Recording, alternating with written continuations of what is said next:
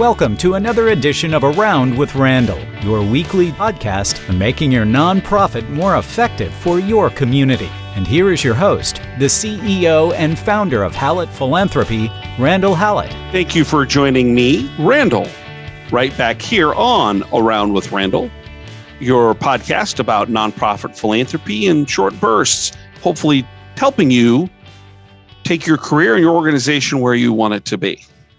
Today, we start a three-part series based on some pretty exciting things that Hallett Philanthropy has been involved with. I spoke about it in general maybe 6 months ago, but a survey that was done about employment in the nonprofit sector was completed by nearly 1,500 people last late summer, early fall. And based on that information, the Association for Healthcare Philanthropy, in its journal, Healthcare Philanthropy, printed it. And we're really proud of that it made the publication as a main article about trends in the nonprofit world. I hold it here in my hot little hands for those that aren't watching on YouTube. And so we're going to break apart this survey and do three special podcasts on three distinct issues that were in the employment survey and are very relative today as we still see the Great Resignation continue. Interestingly enough, when we think about it, we also are seeing jobs coming back into the nonprofit sector, but we're still lagging, according to industry standards and industry reports, some 10, 15% behind where we were pre-pandemic. So there's a lot of job movement. Jobs are coming back. Organizations are trying to figure out how to do their particular mission more effectively, which is causing all kinds of conversations. Today's discussion is about how to get a raise. What are the best practices in doing so? And probably this applies not only to the nonprofit sector, but for anyone having this thought process in this conversation. We'll then take apart the idea of how to grow professionally in the nonprofit sector, some of the challenges with that in the next podcast. And the third of three in this series is going to be about bonus structures and how to build those in an ethical way that meets with the standards of our industry. They can be done. They are done. It's a matter of how to do them.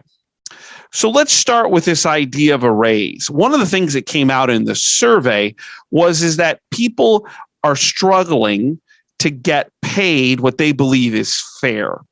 And some of that is done on the front end in terms of the interview process. But for many who are in jobs for a number of years, hopefully, they struggle with the idea of how do I increase my salary? How do I increase what I'm taking home? And I want to give kind of 6 big thoughts that would be helpful in helping you get where you want to go. And if you're a supervisor, maybe these are things you should be asking of your team so that you're ready when these conversations actually occur. And at the very end, I'll give a couple of phrases that I would try to avoid as a part of this process. Getting a raise, asking for a raise is really hard for a lot of people. I've always struggled with it because I want my work to speak for itself. However, if the employer, manager, supervisor doesn't know that you're thinking what I'm doing isn't being compensated fairly, it's that you aren't happy with what you're taking home, if there's room for growth, if they don't know those things, is that really their fault or is that your issue to deal with? And as I've gotten a little bit older and a little more grayer in the hair, I've realized that it's our responsibility to take care of ourselves. There is a respectful and right way to do it, which we're going to talk about here in a second. But in many ways, it's really important your manager, your supervisor, your boss, the CDO, whomever is a part of that process and that decision-making knows how you feel. And there's nothing wrong with wanting more. But again, there's a right and a wrong way to do it. And today we're going to talk about that right way that'll give you the best chance to do so. So let's start off right at the top. What are the things that you should be most concerned about? When I'm thinking about asking for a raise, or if I'm a manager and having people coming and asking me for a raise, the first thing I'm always most concerned about is it the right time? There are good times and there are bad times to ask for a raise. A couple of questions to ask yourself, and the first one is really important during the pandemic. How's the financial health of the company? Many nonprofits are really struggling right now, particularly in social service, places that are almost 100% based on philanthropy. They don't have other revenue streams. If the financial health of the company is struggling, or of the nonprofit is struggling, then no matter what you think, they may not be able to do it. So keeping that in the back of your mind about timing is really important. Another one, and we talked about this in terms of the podcast on managing up. How's your manager's workload? Is your manager happy? Is it a good time for them personally? The reason I brought up the Managing Up podcast, and you can go back and find that in Around with Randall, is that the manager, supervisor, CDO, whomever, controls the conversation, even if they don't make the decision. So if their workload is overload, or something really maybe not all that positive has happened, then their disposition isn't open to the conversation. You may not like that. It may not work for you, but if you want something from them, their ability to engage at that moment is critically important. And then there are some natural times during the year to have these conversations, whether it's a quarter or semi or an annual review. Very natural time to be talking about salary and compensation. Another one could be a fiscal year, or maybe even more importantly, not waiting till the end of the fiscal year, but when the budget planning process is occurring. For many organizations, nonprofits, if we use, let's say, the fiscal year beginning July 1st, I wouldn't be waiting till July 1st. Usually budgeting conversations start in late April, early May. I might approach it then. As the budgets are being built, both revenue and expense, how do I put what I'm interested in into that process? The last thing has very little to do with the organization and timing, and maybe more importantly with you as an employee. Have you accomplished the things you were supposed to? Did you meet goal? If you're trying to go in for a raise and you time everything else perfectly, but you haven't met whatever metrics or accountability pieces are part of your job performance, it's hard to advocate for that. So make sure you take care of your business first and realize that time, the right time to have this conversation, there are some moments that are more advantageous than others. So number one, it's timing. Number two is about knowing your business. And I'm not talking about the company, I'm talking about you and your job. Do you know what the trends and comparisons look like? Do you know what other people are being paid in your general position? Do you know their qualifications and your own qualifications? Have you made a list of accomplishments that show a level of success that a person in your position would normally have according to the industry? The last one is the most challenging. The article specifically talks about this, the article in the AHP Journal, in today's philanthropy, healthcare philanthropy, is knowing your methodology, your company's method, nonprofit's methodology of compensation or salary structure. And this one's really hard. There's a direct quote from an anonymous, and you could understand why if you read the article, that says, I don't understand why as a gift officer, I'm being compared to a nurse manager. Our jobs are not the same. Our standards are not the same. If something happens to me, it's not going to happen to them, and I can't do what they do. And so sometimes, particularly in larger organizations, HR has a tendency to try to group jobs based on certain characteristics, responsibilities. And sometimes we have to fight a little bit in philanthropy to say, I understand what you're saying, but we're really not compared to that group of people. I had a conversation recently with someone in an HR department, head of HR in one of my clients, and we're talking about this very subject. And I said, frankly, we're more like a surgeon than we are a nurse manager. And they just looked at me and I'm like, think about it this way. If a surgeon doesn't do enough surgeries, there's not enough revenue, and somebody's tracking that. There's a compensation arrangement based on how many surgeries they do, what the payer mix is, how much revenue comes in from those, and then they get paid based on a calculation. In some way, shape, or form, gift officers, philanthropy is more like that than we are a nurse manager, and they'd never thought about it. Even if your chief development officer or the head of your department or your immediate supervisor manager thinks you deserve a raise, your understanding of that methodology is critically important because it's going to give you insight as to how far they can go. So you may have to ask a few questions along the way. So number 2 is comparisons. And don't forget, there's great detail out there. There's the Nonprofit News does a tremendous salary comparison for across the nonprofit sector. I think the last one was 435 pages of data. AHP does a fantastic salary survey every other year. Very impressed with the work they do. And it's really by geographic region, by experience, by job title, by region, by education. There's lots of ways to cross-reference and cross-section off the data. So getting knowledge of what other people are doing is really important.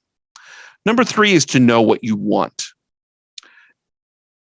I think it's critically important that someone walks in with an idea of what they're asking and use a range.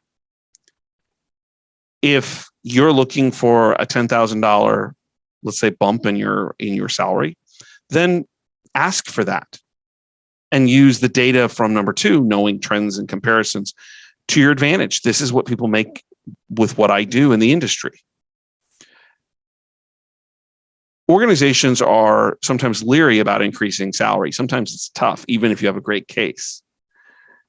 So the other thing I would recommend is, are there other things that would make your job more pleasant, more happy to go to work, more give you the opportunity to be driven towards success?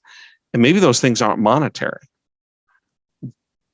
Is flex time something that would be advantageous, or a title change, or the ability to work more remote, or have Fridays, additional vacation?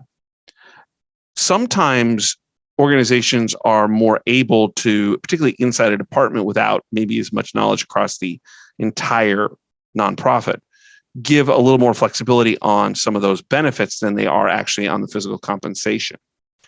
So just be aware that even if the answer is a hard no, we can't move your salary, are there other things that you would accept that would be pleasant, that would be rewarding, that would recognize the work that you've done? Know what you want. Number 4 is more of a process thing, but I think it's probably one of the things that's overlooked the most. You should set a formal meeting for this conversation. This should not be impromptu. Even if you're prepared, you don't want to surprise your boss, your manager, supervisor, CDO, whomever. You need to respect their time. And it also brings the level of the seriousness of what you're asking for just by setting a formalized appointment, Outlook, Google, whatever, a time to meet. It sets a higher level standard. And I think you should be open. I'd like to talk about my job, where I'm at, where I'm going, and have a nice discussion about what you see from that perspective.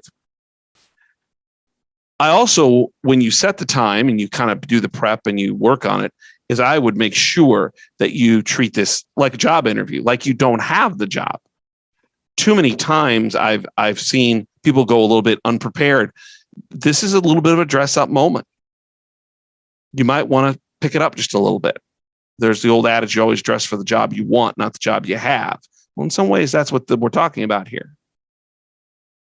Maybe some other language. Would it be okay if we spend some time talking about my performance and review my compensation? Or, gosh, I'd like to have a short meeting to discuss exactly what I'm doing and how you see it and how I'm compensated.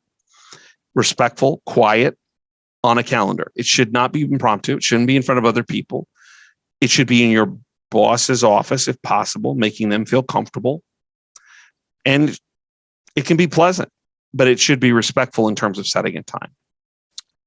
So number one was know when to ask. Number two was kind of know where you stand in the industry and the different comparisons. Number three was know what to say, or excuse me, know what you want. Number four was set a meeting. Number five is be prepared for this meeting. Go in with a couple pieces of paper. I'm not saying you need a notebook and a ream, but have some data. Here's what the industry pays. By the way, here's what AHP pays. Here's the standards that they have provided or the data that they provided. Here's what the Nonprofit Times provides. Get some reference points. And in the meeting, be very candid. Say, I'd like my compensation package to reflect the work that I'm doing that's on par with what the industry pays. To do that, you might have to rehearse a little bit. You might have to do it in the mirror so you feel comfortable with it. And a simple open is essential. I think the best opening is to thank them for the opportunity you currently have. Thank you for taking the meeting. Thank you for this great job. I really love what I do. I have found a niche in doing this work, and I think the results have proven that I can do it fairly well, and I look forward to keep improving. Just the ability to say thank you for their attention is starting the meeting off with a sense of respect for their position, for the organization, and for the requests that you're making. You also want to avoid words that undercut your position. So, and we'll talk about this here at the end more specifically, but things like, I believe, I feel, I think, just only, I might. Those words are not indicative of fact. They're feeling. And what we're dealing with, if you're looking for additional compensation, is fact. I've done this. Here's what the industry does in terms of compensation. I'm below the median. I'm below the certain point. I'm a high performer, and you can see I'm not at the highest portion, the top quadrant of the range. You need to spend more time factually. This isn't the I feel time. This is the fact time. So keep that in mind as you do that. Number 6, and the last one, is be ready for questions. If you have a good manager, supervisor, director, they're going to ask you some questions. They may not give you everything you want. So it may be, that's not something I can do right now, but are there other things that we can talk about? Or if they say, it's just not the right time, we can't do that. Are there skills and accomplishments you'd like to see me reach or do that would allow further compensation increases?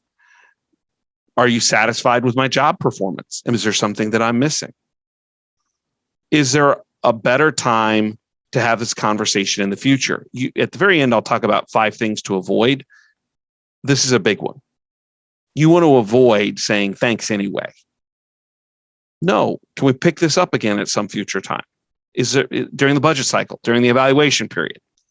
So be ready for questions that they might ask you, that you can ask them, to get to a better answer. And it's kind of like with a donor. Is it a hard no? Or is there something as a gift officer maybe you're missing that you want to hone in on for timing? The last isn't really a formal one of the 6, but just a good personal thing. No matter the answer, thank them. Thank them for the consideration. Thank you for taking the time.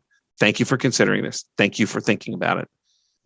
If they didn't give you what you wanted, or there wasn't an opportunity for compensation increase, go ahead and thank them for the time. I mentioned there were 5 things that you should avoid, or language you should avoid, because it can be seen as a negative. Number 1 is don't ask for more money. That makes it, number 1, not very concrete. And most importantly, number 2, doesn't truly reflect what the conversation's about. The conversation should be about my performance, whatever was asked of me, is at the highest possible levels, or as close to it as possible. And I'd like to be compensated for that. And here's what that salary range is. It's just not about the money. It's about how I'm treated by the organization and by my supervisor, boss, CTO. I think I deserve this because that's back to that, what I mentioned a few minutes ago, kind of that I feel message. This isn't it. I'm asking because of my accomplishments, the salary, facts will really be to your advantage. I was hoping for, that's again back to an I feel message, probably something that sounds a little bit based on my experience and accomplishments. And if you look at the salary range, here's what seems to be reasonable.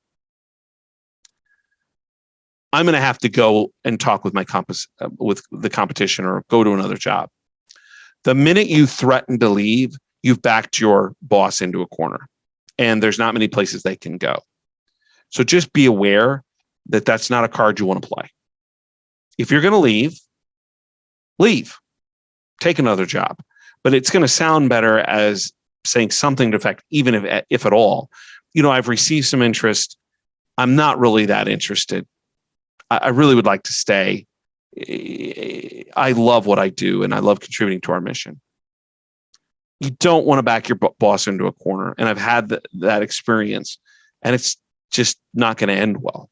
So don't do that. The last one is thanks anyway. And I mentioned this a few minutes ago. Can we revisit this conversation at a future time after I've done X or a different time of the year, or different point in the budget cycle, so that you can keep that conversation open?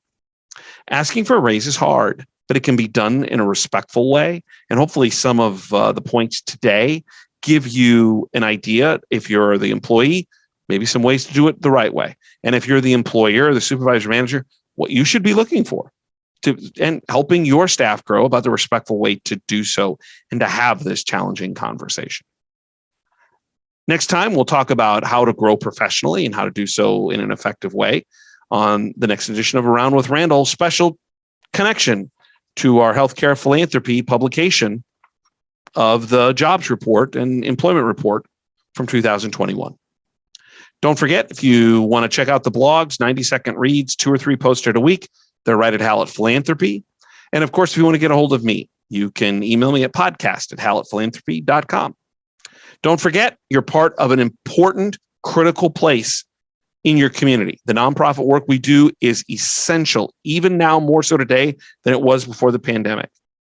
And don't forget, my favorite saying, some people make things happen, some people watch things happen, then there are those who wondered what happened. Nonprofit work's about people making things happen for people or things that are wondering what's happening. And that's a noble cause, something to be proud of. And I hope you feel that each and every day when you're trying to make your difference. Appreciate your time. Can't wait to see you right back here on Around with Randall. And don't forget, make it a great day.